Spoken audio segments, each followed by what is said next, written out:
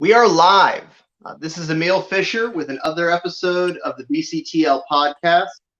With me today, I've got Karel Pravec, aka the Silver Fox. How's it going, Fox? Good. How you guys doing? I have to turn around because nobody can see my head. Now you can see my head. What's going on, guys? How you doing? So, for anybody that doesn't know, I did an interesting piece with Karel last year for Jiu-Jitsu Times. What we did was he's best known for his pool training methodology, a method where he submerges himself in a pool, expels air from his lungs, and that is how he drills techniques solo in the swimming pool. How did you come up with that concept? Was it from military stuff? Because I know the military does things like that. Was it from that, or was it a different path? I always liked water, and going back 20 years ago, there was a tournament. It was a Kyokushin karate tournament in Colorado called Sabaki Challenge, and I'm watching this. It's an 8-man tournament. It's kind of strange rules. Basically, two guys wailing on each other. You could not punch each other in the face, but you could kick in the face. Interesting rules, but basically two guys just wailing on each other, and eventually there's one winner. And I'm watching it. One year, the guy that won it was a Japanese guy, and basically they said, it's kind of strange that this guy doesn't really have training partners. He usually trains solo.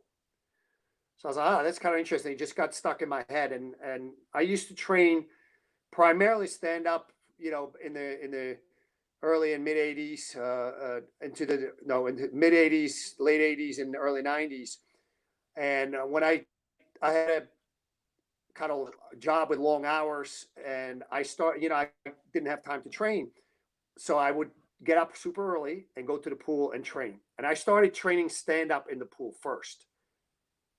And so then stand up, like throwing kicks and punches, which is huge help, and it's extremely good for your stand up game. It makes your game faster, more fluid. It gives you a lot of power, and it's therapeutic.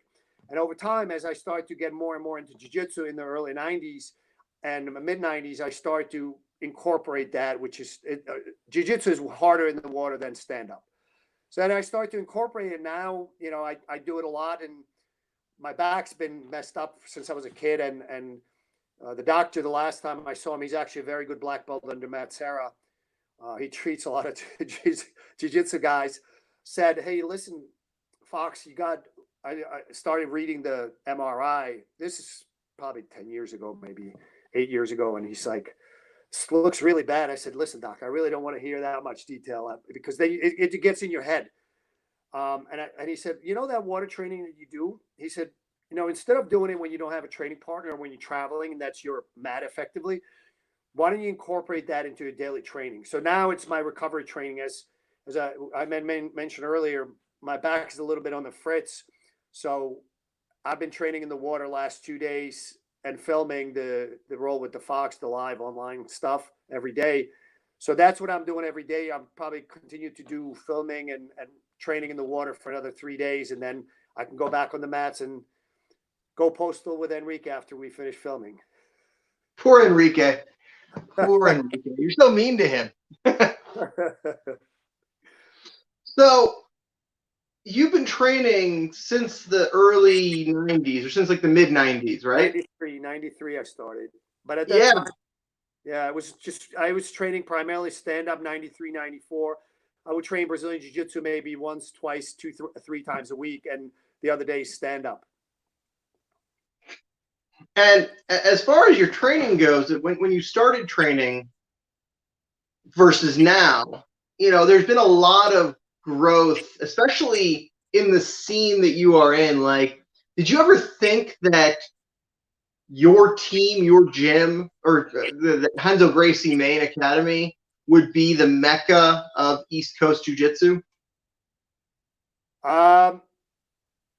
Yes and no. And I would call it a mecca for global jiu-jitsu. Yeah, for sure. No, but it's true. It's funny you should say that, because when I started, we didn't know, at that time, when I started, and in mid '90s, or I started in '93, and I would train one or 2 days a week in stand up striking, and then the remainder Brazilian Jiu-Jitsu. And over time, that proportion changed all the way to completely now Brazilian Jiu-Jitsu. And at the time, we just got lucky that Renzo was living in New Jersey, and teaching in Manhattan and New Jersey. At the time, you could, like, if you went with a purple belt, the guy could walk on water. So we didn't realize how lucky we were. Right. But and then as Brazilian Jiu-Jitsu started to spread more and more, not in the U.S. and around the world, then you realize how amazing of a teacher. Just think about Renzo, not just as a fighter who won ADCC twice, and accolades from MMA. He's fought who's who and legends in MMA, and he always fought no matter what the size difference was. At that time, he was lightweight, but he would fight anybody. And you realize how really lucky we were to have access to that level of technique. And what happens is, when you have access to that level of technique, it starts to attract people that value technique over everything else. And what happens, and you also wind up with creating, Renzo created an environment with a lot of good training partners. So yes and no. And at first we didn't realize it, and then we knew. And then, now it's, I think what people forgot a little bit, if you go back 5 years ago, because a lot of the guys in the Renzo Gracie tribe take the grappling to the next, in our minds, logic level, which is MMA. And people now know not just how good does Renzo Gracie, and I want to call it a little bit of a style of jiu-jitsu is effective, not just it's may come across wrong in MMA, which to me is a proxy for self-defense, but also in Brazilian Jiu-Jitsu and submission grappling. Yeah, for sure, man. That's it's long-winded answer. Sorry. No, it's fine. That's what we brought you on here to talk. Now, one thing that I personally find remarkable about you as an instructor and as a figure in jiu-jitsu is the fact that you have a tendency of really genuinely enjoying training. Like, and here's the thing, most people that train enjoy training, but like, you make other people around you seem like they're enjoying training too. Yeah. Is this something that comes natural to you, or was it something that you had to kind of develop for yourself, the ability to inspire other people? I don't think it came natural to me. I think it evolved over time. I think, as you get on the mats, don't get me wrong, there's times when I'm frustrated because I'm in a slump or something. But, at the end of the day, it comes down to this is what I chose. This is what I chose. This is what people choose. If you're unhappy for 3 weeks because you're in a slump, and, or you having a hard time at work, and your training partners, kind of get the better of you, and you're trying to figure out what's wrong, that's okay. That's normal. But if you are miserable over a span of 2-3 years doing this, why would you continue this? I love jiu-jitsu, and I want others to love it as much as I do. And and I try to make that come across. It's not like, okay, I walk in pissed off and let me put on a smile. Basically, once I get on the mats, I'm where I want to be and doing what I want to do. And that naturally starts to bring my smile. Plus, the interaction with, my training partners, my students, it's a lot of fun for me.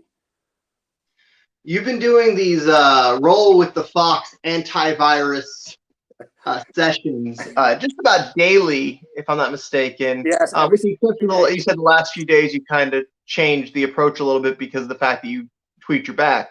No, we didn't. How'd you get the idea to do that? And what's the response been? Okay. We didn't change the approach. My only change is that I train in the water before filming. So the filming stays. So we're doing every single day. Every single day since May 13th, we have done every single day online class. And I committed to unless I break, to do this every single day until this thing gets under control.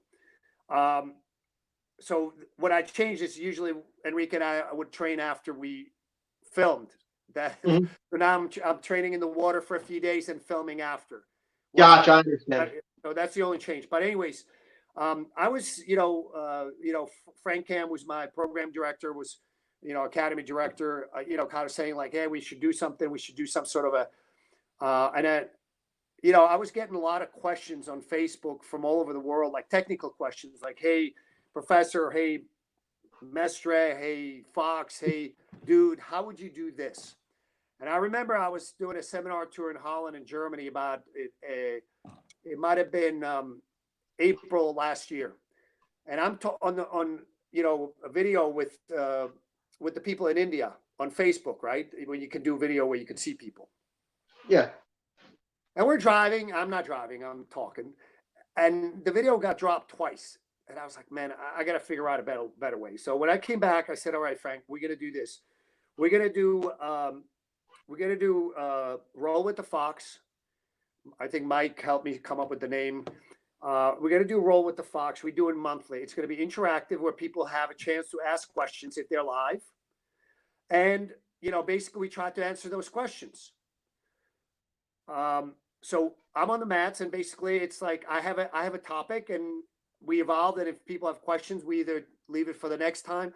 So we did it once a month. I came up with first Friday every month, 10:30 a.m. Eastern time, because I figured it works for some people in the U.S.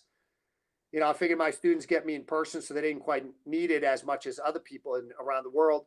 It's usually 4:30 in Europe, and it's early evening in India. In Australia, it's a little too late, but they can watch it after. We upload everything to YouTube afterwards. So that was the idea, and we were doing it monthly. And basically, when I closed my school down because of the virus, I said, all right, going forward, we're doing it daily. And first 20, 30 days, people are like, does daily mean every day? Does that include Friday and Saturdays and Sunday? I said, yes, those are days. So every single day. So has the response, I would imagine the response has been very positive. Yeah, it is. We literally have people from every single continent with the exception of Antarctica. One guy from Serbia offered to move in and indoctrinated penguins in Antarctica. But other than that, we have people from Australia, New Zealand, Asia, meaning India, Israel, Africa. We have Morocco, Algeria, South Africa, all over Europe, North America, Costa Rica, Bolivia, Venezuela, Brazil. Like we literally have all the continents covered. And people enjoy it. Yeah, I think that it's the normalcy. It's the moment of normalcy in an abnormal time.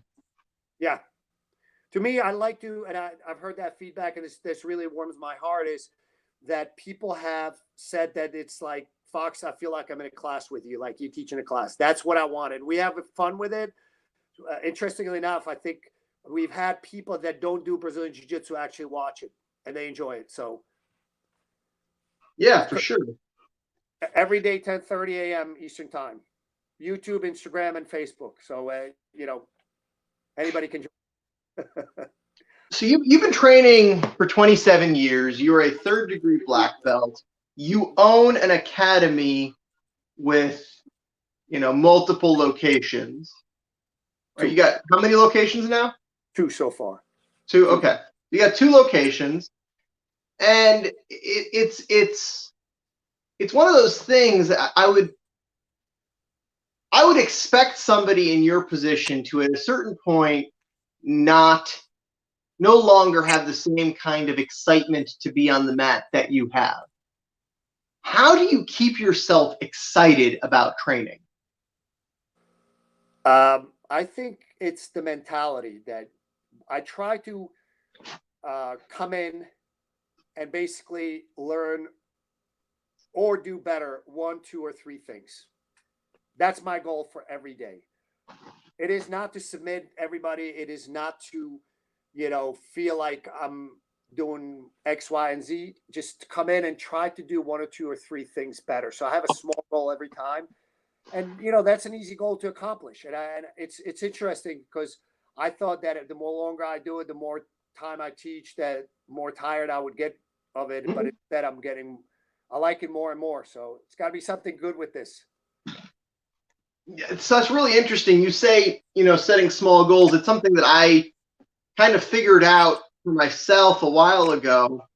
What is the process that you go through to choose your goals? It's usually a technical goal. It's like, okay, what did I have a problem with? What is Enrique or somebody else, for the last 2 months, it's been pretty much Enrique as my training partner. What do they take away from me? Which sequence do they take it away from me? How do they take it away, and how can I take advantage of it? That's it. And then next day I come in with that goal to try to do that better, to at least try to change that sequence or follow up further to make that submission happen. It's very simple. And in the early days of my Brazilian Jiu-Jitsu career, when I was not teaching professionally, when I was just training, the first 10 years were very rough for me. I used to put pressure on myself or beat myself down. It's like, oh, you suck. That you did this, you did that, you didn't do this. And I realized it's probably, you're going to continue to get better no matter what if you show up. But if you look at it from a positive perspective as rather than negative perspective, I think you're going to learn faster and become better faster. Yeah, for sure. That's a good way to look at it. What has been the most challenging part, or the most challenging thing about jiu-jitsu for you for the past couple of years? Like, what have been your biggest challenges? I think I'd like to train more intensely, but you start to break down. So I have to have a weekly regimen of training to try to control if I get frustrated, if I'm in a slump, I want to train more. I want to do it more times. I want to do it, I want to repeat. I want to do it. Like 3 days ago, I think Enrique countered me the same way over, and I just said, okay, get back in my guard. One more time, please. One more time, please. And I figured it out, but if I didn't figure it out, it would be very frustrating to me. That is, and I'd like to be training on the mats 3 or 4 hours a day if I could, but I believe I'd probably need some artificial help. So that's where that water training comes in. It builds my muscle memory, and it's sort of therapeutic and recovery, but it still builds the muscle memory so I can kind of kill 2 birds with 1 stone. For sure, man. You've competed a little bit in the past. Yeah, about 10 years ago, I competed. Yeah, not a lot, but a couple of times, 2-3 times a year, maybe once or twice. Yeah. Was that important to your development? No, not mentally, not sort of physically. I think I didn't enjoy the competition because I started competing when I got my black belt. So, and not every competition, but about half the competitions I did was in adult divisions, half in masters. So that really puts you at a huge disadvantage because you go in guys that are, close to half your age and they have had all the competition experience since they were white belts, and there's a lot more to competition than just being technically proficient. Mm-hmm. So I think for me, it was more like, okay, I want to conquer this. I want to conquer this fear, and I want to see if I can impose my game and use my technique, which I could, but it was not something that, if you focus on competition, you're focusing on that aspect. It has very little to do, in my mind, with technique. My technique is way better now than 10 years ago. I would kick my own ass from 10 years ago, but I have other things that I want to focus my mind on because I want to focus on my students. I want to, whether it's, not teaching classes, but also cornering them and running the schools while I'm building up my technique. That never changed. And I think my technique is, like I said, it's progressed probably even at a more rapid clip in the last 5 years than the previous 10 years. But there's only so many things you can focus on. Would you be interested in competing against other black belts in your age group? No. Okay. I've gone against I've gone against, I competed against Cabrinha, who's a legend, twice in 1 year. I've Wow. gone against some good guys. I've done both. I've done my weight. I've done absolute divisions, both masters as well as adults. So, I at this point, it's just, if I were to do that, I would mentally start to focus more on that, and that would come at the expense probably of me teaching or cornering my students, and I don't want that to happen. That's fair. As far as your students go, who are some of your noteworthy, accomplished students? Tell me a little bit about some of the guys you've gotten to train. I've had some guys with me that accomplished quite a lot, way back when I started teaching, so about 2010, I had a couple of really good students. One of them took second place in ADCC, Jerry Rinaldi. Another one, Derek Pisanich, was doing really, really well on tournament circuits at the time. He beat some world champion, and he was a brown belt at the time. He beat the world champion black belt at Grappler's Quest. But now, my next crop of students, the ones that are noteworthy is, some of the ones, Juan Galarza focuses on MMA. Enrique Galarza is focusing on jiu-jitsu. So little different, they're brothers, by the way, but they focus on different things. But both really, really great jiu-jitsu. Mike Gonzalez, who's behind the tree he's filming the YouTube videos that we're doing on a daily basis. He's focused on MMA. Sergio DeBari also focused on MMA. I have Frankie Roberts, who's really good jiu-jitsu also. He's opening a school, Silver Fox BJJ school, as we speak right now, Silver Fox BJJ East Hanover. Unfortunately, literally, he was supposed to open, I think, March 1st or April 1st. So right now but excellent jiu-jitsu also. We have some very good women athletes. Erin Blanchfield, I got when she was a blue belt. She's a brown belt with me right now, also focusing on professional MMA, fights in Invicta, won EBI, the first women's EBI. Also, I got Danielle Kelly, also another very excellent competitor. She came to me as a brown belt. Now she's black belt. So there's hey, Mike. Mike is nearby. I hope I didn't forget somebody. No. It's, or you want to make sure you mention somebody, because then you forget somebody. Oh man, you were at the tip of my tongue. Yeah. I mean, if you remember somebody, you can always write in the comments. Sorry, so and so, you suck. I hate you. So you're talking about one thing you've talked about quite a bit. Yeah. Is cornering MMA guys and cornering jiu-jitsu guys. Yeah. What are the key differences in the jiu-jitsu that you focus on for MMA versus jiu-jitsu, like competitive grappling? I know they're different. In MMA, it becomes a little bit more opponent focused, because the guys I've mentioned, they're all either a brown or black belt. So, they're going to compete against people that have, a wide variety of game.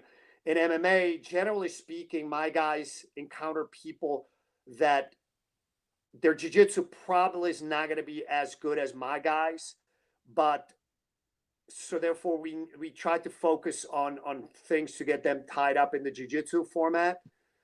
The way I teach, though, is not very big difference, because in the Renzo Gracie tribe, I think generally speaking, we teach a fairly aggressive form of jiu-jitsu, which is very submission oriented. So sort of as a big picture Brazilian jiu-jitsu, there is not a big change. We always, when I started training Brazilian jiu-jitsu, we would have the top guy would get gloves, the bottom guy get headgear, and you learn to have a very good guard. And I think that's one of the things that I try to impart on all my students, So as far as the big picture, there's not a big change. As when it relates to specific fights, yes, we will try to figure out what specifically is going to be in that fight, and therefore, try to target what we try to do is especially MMA, is go to where the gap in skill is the greatest. So if my guy has, for argument's sake, a 9, if he's a 9 in jiu-jitsu and a 6 in striking, and his opponent is going to be 7 in jiu-jitsu and a 2 in striking, we're going to go striking, because you want to go to where that biggest skill gap is. So, there's some other additional elements that come in, but as a big picture, there's not a big difference. Because I always want to teach Brazilian Jiu-Jitsu fundamentally as a self-defense, and therefore something that should withstand both MMA as well as self-defense.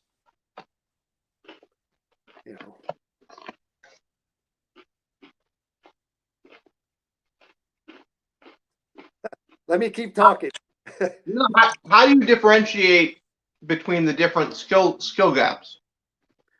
You could look at their videos of fights. You could see what they are.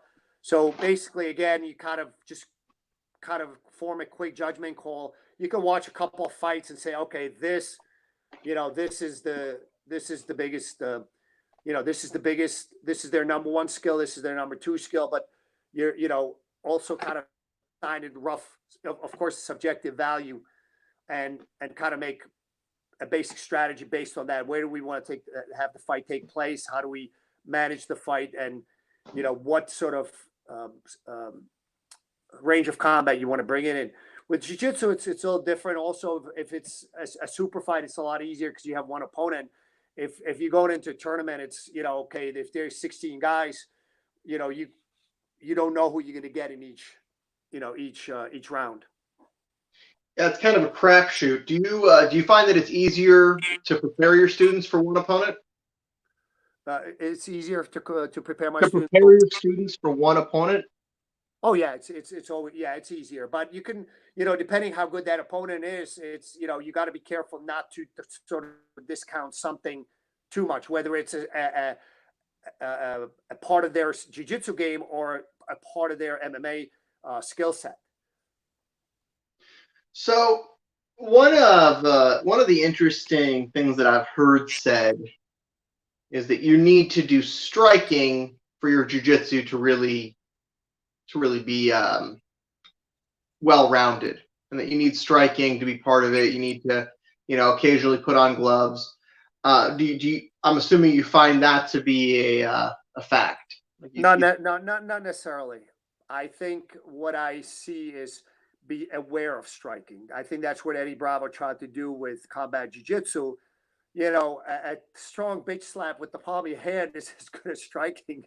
Yeah. What I think you need to do, and I try to explain that to, when I teach a class of my students, even in fundamental class, I will try to explain to students you have basically 2 fundamental contexts. One is pure jiu-jitsu, meaning grappling, where you don't have to worry about getting hit. And the other one is MMA/defense. So when guys teach Gracie Jiu-Jitsu or Brazilian Jiu-Jitsu with self-defense focus, you don't need to have striking. You just need to have a way to clinch. Once you clinched, you largely take striking out of the equation until you go to the ground. And again, if you're on the ground and if you can manage to if you're on the top, generally the striking from the bottom is going to be weak. If you manage to be on the bottom, especially in somebody's guard, then you have to have a guard that can neutralize striking from the top. So that's sort of the philosophy I try to convey to my students. They don't have to strike, but they need to be aware of the striking. Fair enough. So moving forward, once things come back, what are some of your ideas or your game plan for dealing with the return after the COVIDs? I think that's going to be a very interesting question because we talked a little bit before we went live. I think in the U.S., some of the states are opening, and some of them will open earlier than others, significantly earlier than others. And I think, I'm actually watching the statistics, what is happening, hoping that there is not a secondary spike. If there is no secondary spike, I think the states where things gotten a little worse than others, and they have tended to take a more conservative approach. I think there's going to be pressure for things to start opening up if there is enough data set to see that there's not a secondary spike. I'm looking for return to normal, not new normal, guys. I do not believe in new normal. Okay? New normal is bullshit in my mind because I don't believe that that's normal. You know, it may be new, but that's not normal. If it's normal, by definition, it needs to return back to the way it should be and used to be. So what I'm looking to do is hopefully if there's some, interim period, that interim period should not be any more than 2 to 3 weeks. I'm okay to, if we open up with sort of, okay, here's how many square feet away, each person has to have. We're doing solo drills. I think that can last 2 to 3 weeks.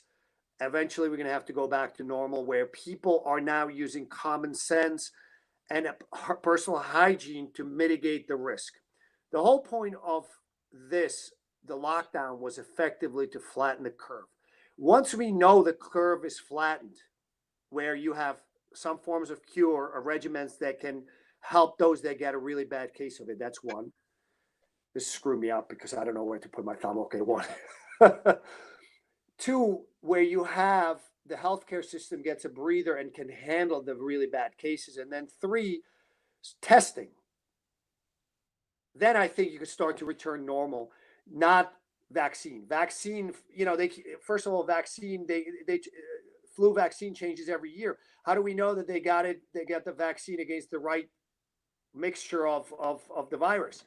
So I believe those three things, once we get to those three things, and I think we've made significant progress on the first two, testing still needs further to go. I think those are the things that we need to return back to normal. Well, I still say people should, I'm a germaphobe. I don't know if you saw that when you visited with me. Yeah, we talked about it. So, guys, when you come out of when you training and after things go back to normal, all right. Initially there may be another interim period where maybe you stay with the same training or one or two training partners. If somebody has somebody that's at risk living in their household, bless you, they should stay away. They should, maybe you impose yourself, a lockdown until things, the vaccine or cures get to a point where, it makes sense. But generally speaking, if we go back to normal, people still should utilize good hygiene. Don't sweat like a pig and then you lay on the mats for 2 hours, taking a nap and then jump into the next class with your same, with the same gi or rash guard, rolling with somebody else. The hygiene should stay. Sure. So that's hygiene is super important. What are some things that, and it's funny because you and I share the germaphobe. Oh yeah, I remember. We're both germaphobes. Yes, we are. And as a result, there are things that I do that I've always done that are now kind of becoming more normal. Like I always wash my hands constantly. I always socially distance. It's not a new thing for me. It's just now everybody else is doing it too. What are some things that you do or that you will be doing more of that maybe people should start thinking about considering doing as well? I think I'm going to be, people that know me, I think I'm going to be yelling at people a lot more about washing their hands and taking a shower and keeping further away from me. Believe it or not, before the virus even hit, usually when I will even roll with somebody that's starting to get a little ripe. I have no problem with that. Once I'm done, I go in the shower. It's like, guys, spread part like the Red Sea. And guys at Henzo's know this, and guys at my school know this. All right, Fox is coming in. Guys, spread out. Get everybody give him, because I like this. It's happened to me before where I had a guy in my locker room. This is my school, and he's sweaty as a pig, but he already knows the drill. He's about 15 feet away from me, and he's like, I said, just give me a little bit of space here, and he knows, but he said, don't worry, Fox, don't worry. And as he's taking the rash guard is so sweaty. So as he's doing this, the rash guard just, because it's flexible, it just sprays me with very fine mist of sweat. And I went, oh, dude. And I'm going, and I right back into the shower I go. At Henzo, it happens all the time too. I'm like this. I'm doing like limbo dance, where a guy comes in off the mats and they want to just slap me on the back as I just got out of the shower and I just had my underwear on. I'm like, oh man. So now I think guys are going to be, perhaps I would not. Well, maybe I won't have to yell as much. Maybe I'll have to yell a lot less than I did before. 10 feet. So yeah, that's been my mantra for a long time. yeah, it's one of those things, man. I think that people always underestimate the power of being a germaphobe. I think that people think it's a bad thing or something. Well, I think that's our OCD. Like, listen, the reality is probably you and I are a little worse than others, as far as having wash our hands. And like right now, I'm literally freaking disinfecting my hands and washing them. Probably, I don't know. I lost my guess is at least 30 times a day, maybe 50 times a day. But I think people become, because I call it funk. There's other things, so you need to be careful. You utilize personal hygiene. There's a benefit to building up your immune system with, certainly when I was a kid, I was told I was, caught eating dirt, literally in the yard. So, maybe I built up my immune system somewhat, but you should, now that I know better, I wouldn't eat dirt. And, you need to exercise common sense hygiene. I think that's going to be, that should have been normal to begin with. Yeah. Well, it's funny. I was talking to my wife. We were out for a walk right before the podcast, and I was telling her that if you look at what's going on, what goes on in Jiu-Jitsu, if you look at, like, for example, MRSA, because we can get MRSA. MRSA is not new for us. Yeah. Or it's everywhere. The little kids can get it from a playground, People right. realize that common hygiene can clear it. If you take a shower, it has to go into your body, and if you wash it away, you can wash it away. You can, but if you get it, like, let's say you have like a little cut or something and you get it, it'll fuck you up way worse than COVID-19 will. Yeah, especially if you ignore it. But and even if you don't ignore MRSA, because it's resistant. Yeah, but it's to me, if I could jump in on this one, this goes back kind of the more old days, but you still sometimes see it, where a guy walks in and this was more prevalent 15, 20 years ago, and he looks like a freaking monster with and he's like, hey guys, what do you got? Oh, I don't know. I said, get off the mats, get out of here, go to the doctor, because you don't, where they have, like, when things kind of get out of whack, you go see a doctor. If you don't, look it up on WebMD, at least kind of have some common sense as to what's going on. And that should be with anything. If things get out of whack, go see a doctor. If you don't have the money, you don't, at least look up, I have, so. Yeah. It's amazing to me, because it's something that we've always had a problem with. Like, because the fact that it is a close contact sport, we can still get things that will harm or kill us, regardless of whether or not there's a current global pandemic going on. Yeah, but I think to me, if when you look at things in a statistical way, this is way worse than that. This is way worse. So, and the problem, I think there's the what people are sort of looking at is the uncertainty. The more we wind up knowing about this thing, the better things will be. Then people can make judgment calls, and ultimately, I think this has to go back to the judgment call. You know what I'm saying? Once things start to get back to normal, it's a judgment call. If you have a compromised immune system, living with somebody that is at a high risk group, and there is not as easily available cure or easily available vaccine, maybe you stay away. You make that personal call. If you have a strong immune system and things, the school has good hygiene and everything is, it's cleaned every single day. Um, you know, then people say, and then you say, you know what, for the next month or two, I'm going to just train with these are my go-to training partners. I think that's utilizing common sense. One of the things that I talk about a lot is circle of contact. You Yeah. know what it is, and like if you make your circle of contact somewhat small, it doesn't. It's okay to have rolling. If you're rolling with same 3 to 5 people, have a limited circle of contact. I think that's gonna, I think that's gonna be the next step for Brazilian Jiu-Jitsu is to try to until again the time frame goes further, more testing is available, more cures come out, more vaccine information comes out. I think they're talking about vaccine year to year and a half, maybe by year end, but it's not going to be here before the fall. That's for sure. I think. So I think as we learn more and more about this, I think that's going to allow us to open things up. But I regardless what happens, I think people should still have, good personal hygiene. Yeah, for sure, man. I agree with that. I think that it's a tricky situation. Yeah. It's a tricky situation.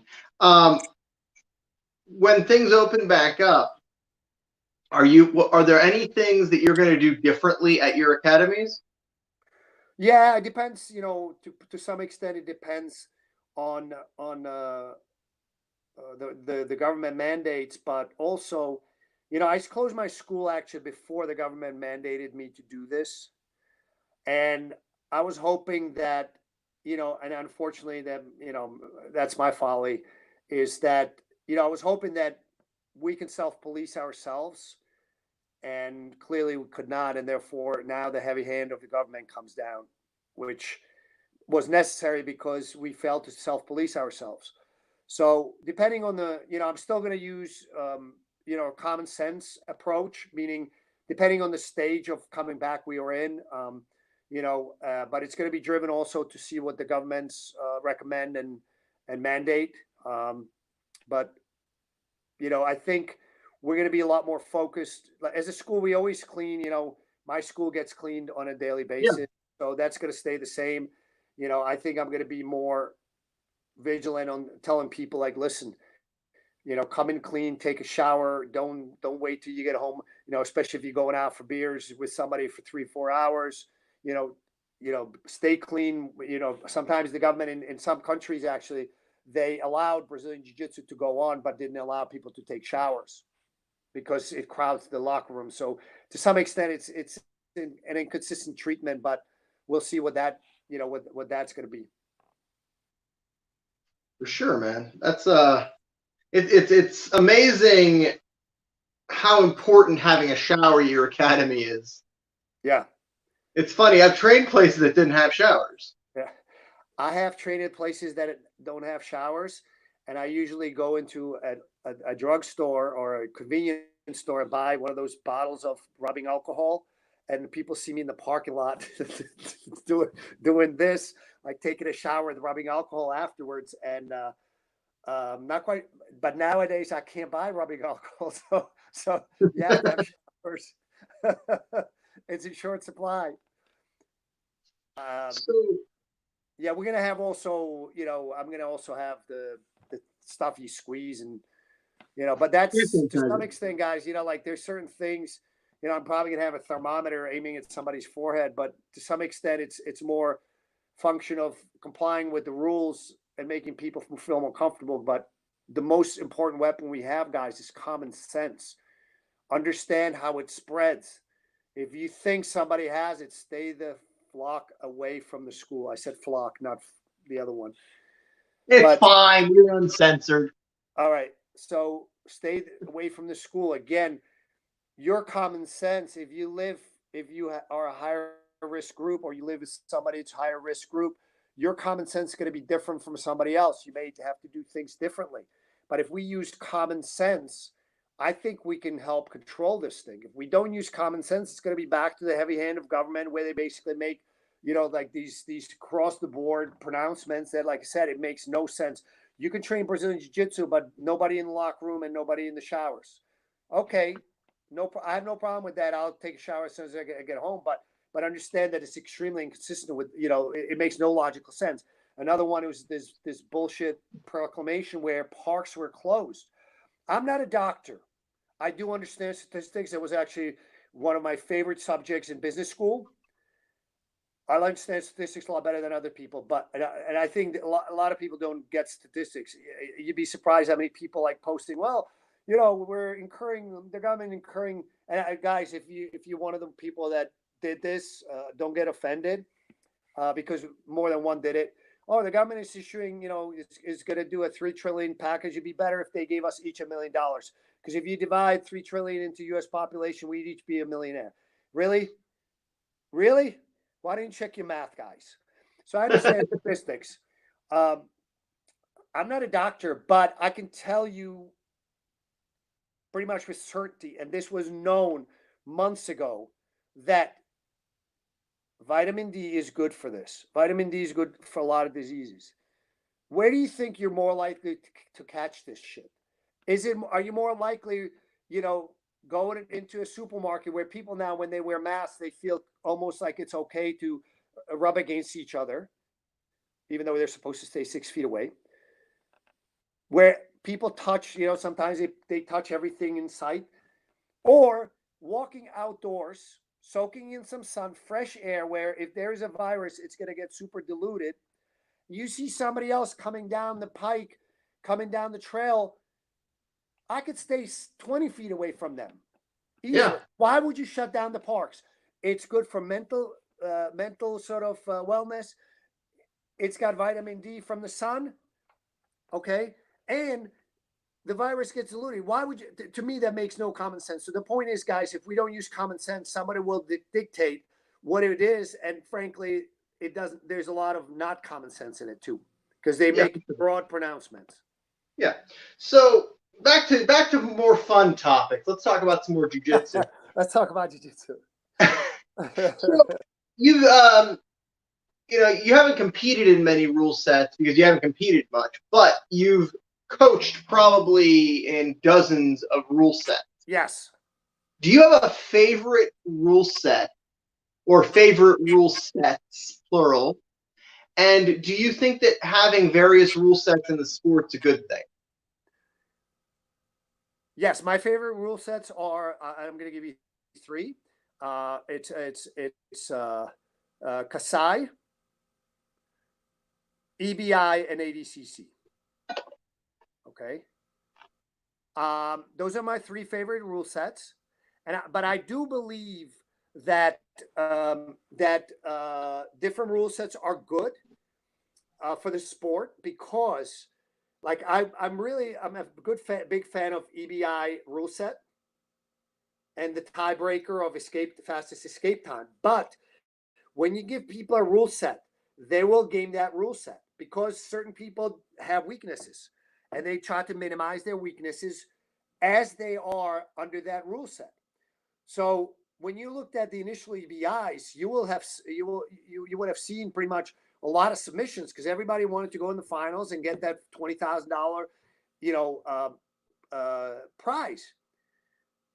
You look at some of the later ones where you would have some of the guys, they knew that they could not win by submission, because their submission game was not as good as the other people. So their strategy going into it was to basically survive the regulation time and then escape with the fastest time. So you actually, I don't know how many, but I know there's at least one EBI winner that got $0 because they got to the finals without ever submitting anybody. They just got there by fastest escape time. So I like the fact there's different rule sets, because you got to constantly, the guys that are really good win under different rule sets. And that's really tells you that they're not so much gaming the system, because every time they can adjust and still win, even under a different rule set. So those are my 3 favorite rule sets. Nice. Do you think that having various rule sets is good for the sport? Yeah. Because again, you know, if guys game the system, game the rule set, okay, here's another rule set.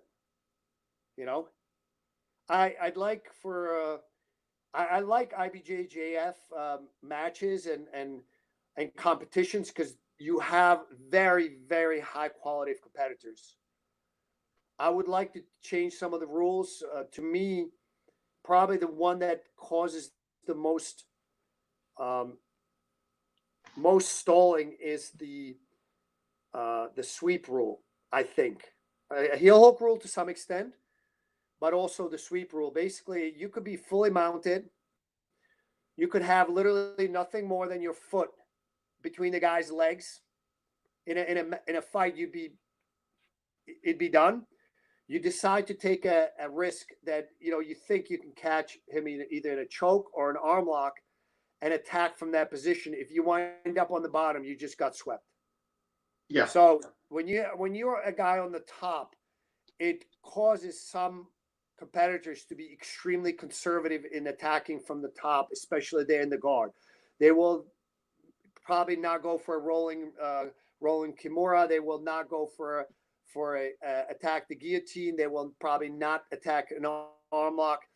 In good faith, if they believe that they have that and they attack and they wind up on the bottom, they just effectively swept themselves. And that I think is probably the single rule that accounts for a lot of the stalling in some of the high level IBJJF competitions. For sure, man. We got a question from one of the viewers. I'm not sure if I'm pronouncing it correctly, Piotr Zalodsky. Yes, he's a regular. Piotr, you have plenty of chances to ask me on Facebook. So he's asking, can you ask Fox on his thoughts on no time limit? I'm sure one of the things he's going to say is that he hasn't got patience for it. I believe Piotr is. Mike, what's the episode we did today? 64. So we did 9 monthly episodes. We're now on we did 64th episode of Daily Antivirus Edition. I believe Piotr is one of the guys that's seen all of them. Yes, that is the answer. I don't like no time limit because, if you got two guys, again, you might have a guy that's not as good with submissions, but has better wind, or that's the only way if he just kind of survive for an hour and then hope the other guy got gassed. So I'm not a big fan of no time limit. I mean, so I think that a competitor, no time limit sub only is the most satisfying. Yeah. For an audience, if you're watching it, then obviously it can potentially be a snooze fest. Yeah. For me, I did it once. I don't have the patience for it. I just keep going. And the problem I see with it is if you want to make jiu-jitsu more widely available, you want to make sure it becomes exciting to watch, which is go towards submission and so forth. And if you do no time limit, I think the guys with the best submissions will still go after it, but the guys with the best, maybe that have second rate is not the right word, but they will just try to stretch it out to a time frame where pretty much everybody starts to get gassed. And I do appreciate the sort of the strategy of, okay, I'm going to just outlast this guy. Mm-hmm. It may not be something I want to watch though. Yeah, I mean, attrition is a super interesting weapon, but yes, it is boring to watch. But I do appreciate the war of attrition aspect of it, But now you came to jiu-jitsu already as somebody in the masters division, right? Like you started already in your your late 20s? Yeah, very late 20s. But I was a year away from masters. But at that time, there was no tournaments. Grappler's Quest and Naga were probably the two first ones in this area, although there were some others that didn't survive. Yeah, but I also at that time I had no, I had a demanding job, and I had an interest in training and not necessarily not even teaching, Right. and Well, and not competing.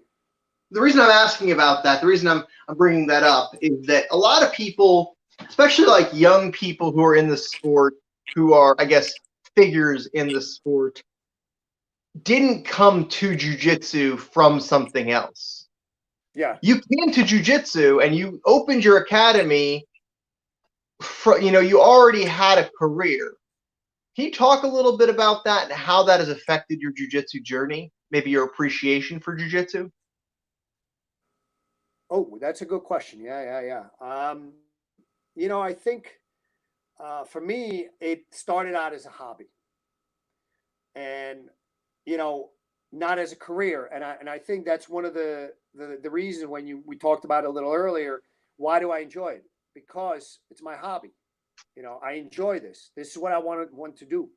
I came from a well-paying job and very demanding job, but I always enjoyed kind of that mental break from everything else that training martial arts gives you, especially Brazilian Jiu-Jitsu, because somebody's coming at you, you don't have time to think about, man, I have this meeting tomorrow, and he's already choking you. So you can't afford to do that. So I, you know, I got talked into opening the academy. It was not my choice. Again, I didn't say, oh, I want to be teaching. I want to do a career out of this. And I opened it up and I started teaching 3 days a week. And then it was 4 days a week. And then, start to grow. And I had to make a choice. And I said, you know what? I really enjoy this. I'm going to make a go of this. And I switched from full time, you know, corporate, syndicated loans, finance banker, or whatever you want to call me, into and a martial arts, a Brazilian Jiu Jitsu hobbyist to Brazilian Jiu Jitsu professional. Yeah, Mm-hmm. man. And you would think that as time goes on, you get more tired of it, but I don't look at it as a career. I look at it as a calling. I don't look at it as a job. I look at it as a calling.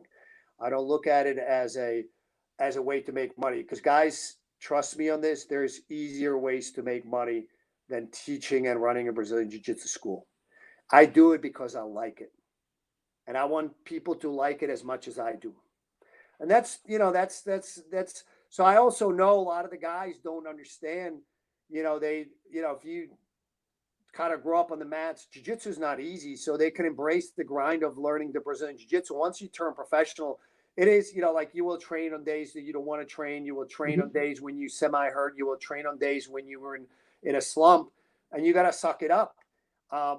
But the other aspects of running Brazilian Jiu-Jitsu Academy are way worse than the training. Training and teaching are my two favorite parts. So when I'm on the mats, I'm happy. But people don't understand. People think that, oh, I'm going to open up an academy and I'm going to walk around like a big swinging dick and tell people what to do. And sounds great. Well, guys, guess what? Toilet paper runs out. Somebody's got to go get it. Somebody screws something up. Somebody does something not good on the mats, and you got to ream them out, or you got to fix things. So there's a lot of things like that. But I do enjoy, particularly the teaching, obviously the training the teaching, the training aspects, and provide a career path for the guys like Enrique, Juan, and Frankie, and guys like that may not have as many choices. Guys, education, is very valuable, and it gives you choices in life. And I exercise my choice. If if you don't get educated or you don't pursue something, or you don't pursue options, then it's either you get lucky, you fall into it, or you're going to be subject to somebody else's whims. Yeah, for sure. So, So, what are some of the benefits that having worked in finance before have conferred to your jiu-jitsu, to your academy, rather? I always had good analytical skills, which I think are very useful in jiu-jitsu. And the other part is sort of understanding numbers. I was dealing in corporate finance, which is you dealing with big companies, and making a transition, from dealing with big companies where you're working on something for 6 months to a year to go into a Brazilian Jiu-Jitsu academy where you dealing with individuals, and a lot of things you got to fix and take care of that particular day was an adjustment for me. But it's been helpful, and I'd like to think that I made the adjustment pretty well. That's awesome. Do you think that having come to jiu-jitsu already with that career path behind you raised your appreciation for it? Possibly, yeah. And also you have an understanding if you've had a job, and when I went to college, I graduated in 3 years, and I was washing dishes in college, and then I went to business school and I borrowed money, and no, I didn't come. My family always supported us, but I didn't come. When we came to the U.S., we had literally nothing. We had our suitcases. That's what we had. So we had to earn everything, and you appreciate things that especially now to be able to do things you like as a living is great. And I want to also teach the guys that are underneath me, not just Brazilian Jiu-Jitsu, but also an understanding of that you got to do things you don't want to do. You can't just otherwise, because if I could do only things that I want to do, I want to teach and I want to train, that's it. I would give everything else away to other people. It's not possible, so they have to do that, because they just sometimes you just see sort of the tip of the iceberg. So I want to make sure they understand that they have that knowledge, they have that understanding that you got to grind, you got to work, and you got to do things and persevere. All right. But I also want to provide them that career path, because, this is what they want to do and they're good at it. And as long as they can do, other things, understand that you can't just come in and teach for me and just say, okay, I just want to teach, unless you do it on the side as if you have a regular job. You have to do other things, because I think that's ultimately going to decide whether you have the wherewithal to run your own academy, which is the goal that I want for my guys eventually, or rise through, where I can retire, where I'm teaching camps in Costa Rica half the time of the year, and the other half the year I'm in Europe teaching seminars, and in New Jersey teaching my students, and everything else gets outsourced. So they got to step up into my shoes, not just on the mats, but also in other aspects of the business. For sure. What did it take, or what were the, I guess, hidden struggles of starting your academy and building your academy? I think there is this expectation when particularly back in the day, I opened my academy 2006. At that time, purple belts could almost walk on water, brown belts for sure. You have an expectation that you have this level on the mats, that somehow people are going to flock to you. And at the time, there was very little competition, if any, for Brazilian Jiu-Jitsu, like as far as academies. And the point is, no business is like that. You hang out your shingle, say, okay, because everybody usually wants to be encouraging. They say, oh, you do that, I'll be there for sure. Well, let's see how many people actually show up, and how many actually stay. So I think, you have to, it's just like any other career. You have to work your way up effectively. You have to grow your school. You have to, just the fact that you're good in Brazilian Jiu-Jitsu doesn't mean you're a good teacher. So you need to make sure that you are a good teacher. You have the sort of, number one is that you're willing to and want to become a good teacher, and then that you actually do become a good teacher, which is paramount in my academy. And you got to manage the academy on all aspects, not just teaching, but also on the mats, managing the atmosphere, which is very difficult. If you create a good atmosphere, it's something, it's a thing of beauty, because it becomes self-sustaining, but you got to constantly defend it. And then you just got to, it's not like, it's just like your jiu-jitsu path. It's not like, oh, I'll walk on the mats and I'm a black belt. No, it's going to be like what this. Hopefully, well, am I going the wrong way? Yeah. Growth with, with periods of instability or turmoil, whatever happens, maybe, um, you know, what wound up happening is for me, when I opened the school, I think there were like in northern New Jersey, which is a highly populated area, there might have been only 3 or 4 jiu-jitsu academies, but within short order, within 5 years, it'd be like now there's literally an academy in every town. The question is, are they good enough to warrant, people's business? That's what it comes down to. And I think I want the guys that want to make this a career to understand that it's nothing is overnight. You have to put in the work. Yeah, for sure. I mean, it's a lot of tough work. I think that an advantage that you have is, like I mentioned earlier, you have a tendency of having kind of an infectious happiness when you're on the mat. Like, you want to be there. Other people know that you want to be there, and it makes them want to be there. Yeah, and I think that, guys, if you don't have it, don't teach Brazilian Jiu-Jitsu. Why would I want to study with somebody that doesn't want to be there? So I can grow up to be like him. So I can be miserable training Brazilian Jiu-Jitsu. Guys, there's plenty of things you can be miserable doing. So why choose this? So Henzo has that, I mean, you look at Enzo, it's like when he gets on the freaking mats, he's all smiles, Yeah. So I think that should be your thing, number one. I guess, like, guys, if you're not happy doing sort of the best part of the job, why would anybody else want to be there with you? So there's a couple of miserable people in the corner. Yeah. For sure. Well, we are at a little bit over an hour here. We've covered a lot of topics. Was there anything else that you wanted to talk about that we didn't talk about?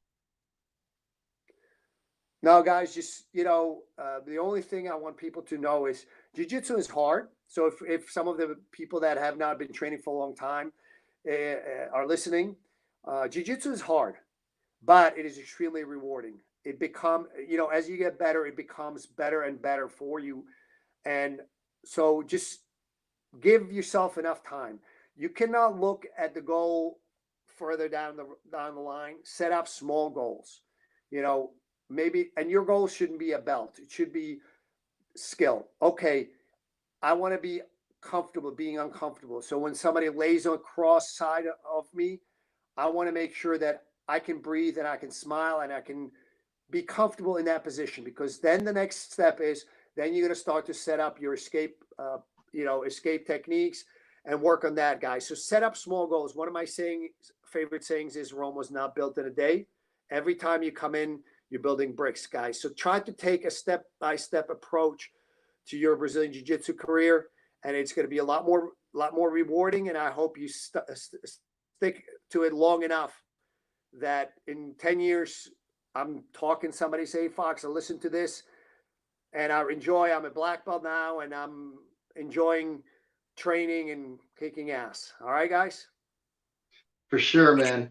So before we cut the feed here, before we wish everybody a good day, and I don't know what the weather's like where you are, but it's really nice out here, so I'm going to enjoy some outside time. What's that? Real nice here too. Yeah, so I just wanted to run through the upcoming schedule here. Coming up tomorrow at 3 p.m. Eastern, I've got Gokor Chivekian coming on. Oh, nice. Then Monday, I have Stefan Kesting in the evening. I've got to figure out what time that's going to be, but we got him coming on. Tuesday is going to be Avery Clement, who's one of my colleagues at Jiu-Jitsu Times and kind of a controversial writer. And then Wednesday, I've got Tim Morthland, who owns the Midwestern region of grappling industries. So he's an interesting character because he has really built up a network for himself out there with grappling industries. So that's the upcoming schedule for now. I'll be announcing more episodes as they come up. I just want to thank everybody for tuning in. Thank you so much for coming on.